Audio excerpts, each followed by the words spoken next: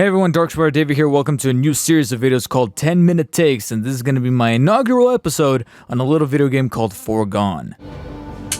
So before I get into the nitty-gritty, I do want to disclose that I did actually receive a review code from the developer, Big Blue Bubble, I believe their name is. So big appreciation towards them for providing me such a code so I can play this game for review. And this is funny because this game came out shortly after the release of what's being kind of rivaled as one of the best games of the year so far, Hades. Even though there's an awful lot of parallels and similarities between the two games, Foregone is meant to be a 2D side-scrolling platformer with action, RPG, and I would even argue some roguelike elements that kind of share in tangent with that of Hades, but I'll get to that in a second. First of all, you play as this character, this main protagonist. I don't remember if she was even given a name, but you play as this female protagonist who's called like an arbiter. She's meant to be like this guardian of this city named Callahan. And basically, she is trying to kind of reap the repercussions that she's kind of brought upon the city that has been overtaken by an enemy called the Herald that's kind of inflicting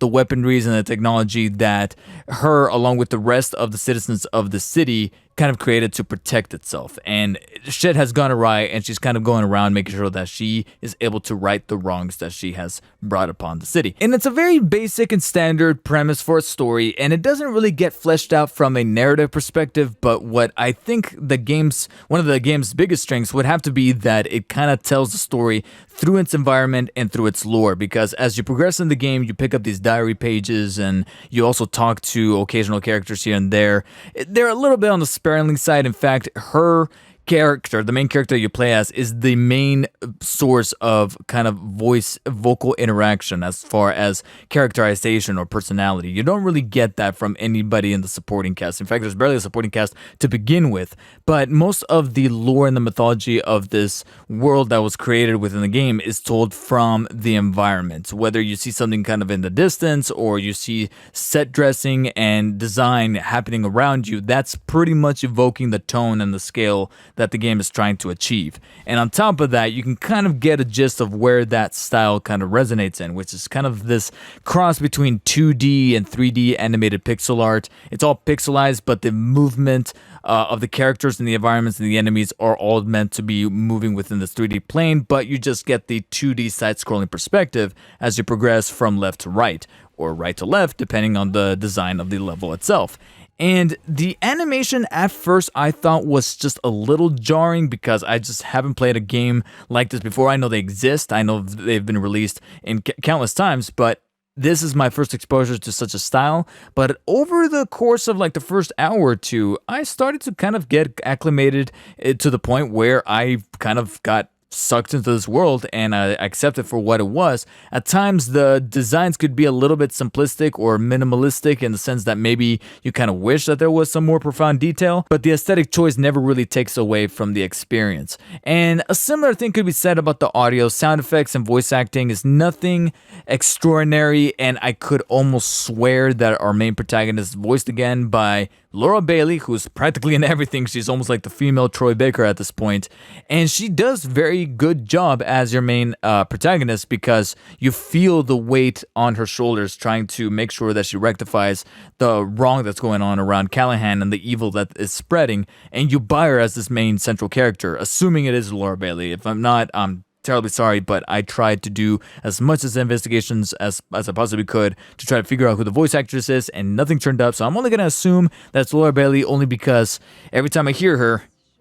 I hear Abby, and it's very difficult to not draw those two correlations there. But she does a really nice job by default because whatever other voice acting there is in this game is very, very, and I mean very minimal. I think between the beginning and the end, it's ultimately just her, and the game solely gets carried by her voice acting from a storytelling perspective. And, you know, big appreciations to that. I think that's rather commendable. Well, I will say, though, is that the music did stand out. There's times where it sounds just a little generic, but overall, there are some catchy tunes that get stuck into my head, whether it be the more resting, melodic, somber notes that you hear whenever you're in a state of rest, or if you're in battle and the music kind of cranks up. It does do a good job of trying to kind of sell you on the scenario or the situation that you're in. So that was pretty neat. And these situations could get quite hectic as you progress forward, because ultimately what I think is the major hook that a lot of people who are huge fans of side-scrolling adventure games games,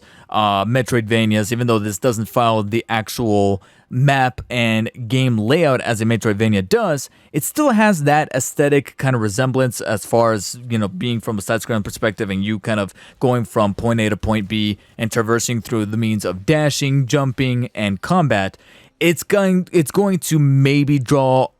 inspiration from those nostalgic properties like Castlevania or Mega Man or other games that have derived from those genres and those properties, and you'll see some inspiration for Foregone in that sense. And ultimately, it's able to really hone in on that inspiration and deliver a quality gameplay experience, because jumping and dashing and kind of mixing all these moves together with the combat that relies on slashing and hacking with your melee weapon or shooting with your secondary weapon all feels pretty tight and pretty neat, and the variety of the enemies as well as the boss battles are actually very welcome. They actually present a form of challenge that, as the game progresses, not only does it get tougher, but it forces you to think in a way that you get tempted by the concept of wanting to go in and guns and katanas blazing, but that's sometimes not going to really effectively work out. And so sometimes you have to strategize how you're going to take on certain enemies or certain rooms of enemies and hallways of enemies to be able to come across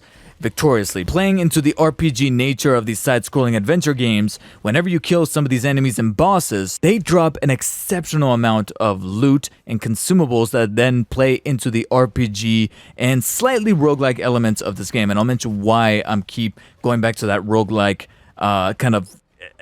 approach to some of these consumables and mechanics and upgradables that you consume, because when you defeat these enemies, you get one of three things. You either get some kind of upgradable item, whether it be a weapon or a piece of armor or a trinket, or you get consumables, which come in the form of either mana, I think there are, or just magic little blue orbs, or coin, that you can then take all of these things and go to a section called the Outpost that has these little portals spread out across the environments that you can then use to visit this outpost whenever you want to manage your inventory and your consumables, so that then you can become a better and better protagonist and take on these harsher and much more deadlier enemies. This outpost is also the place that you go back to when you die, and when you die, you lose virtually all of your consumables. All of your upgrades and equipment and inventory items are still kept, but it's your consumables that you lose completely, and you can either go back into the environment with nothing, or you can talk to one of the supporting characters and she'll make a deal with you where you can only earn about half.